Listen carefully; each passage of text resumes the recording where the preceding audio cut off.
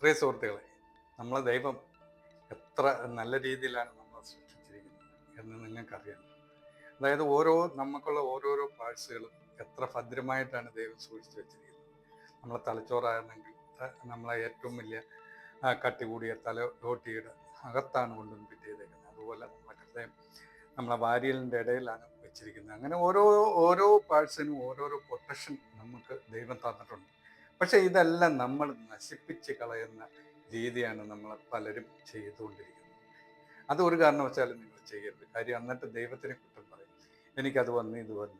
ദൈവം എല്ലാം നല്ല രീതിയിലാണ് ചെയ്തേക്കുന്നത്, നല്ല ഉദ്ദേശത്തോടു കൂടിയാണ് ചെയ്തേക്കുന്നത്. പക്ഷേ നിങ്ങളത് തെറ്റായ രീതിയിൽ ചെയ്യുന്നതുകൊണ്ടാണ് നിങ്ങൾക്ക് ഓരോരോ രോഗങ്ങൾ, ഓരോരോ കാര്യം നിങ്ങൾ സിഗരറ്റ് വലിയായാലും മറ്റു മദ്യപാനമായാലും മറ്റുള്ള ദുശീലങ്ങളെല്ലാം കൊണ്ടാണ് നിങ്ങൾക്ക് ഓരോരോ രോഗങ്ങൾ വന്ന് ഈ പാഴ്ചകളെ നശിപ്പിച്ച് കളയുന്നത്.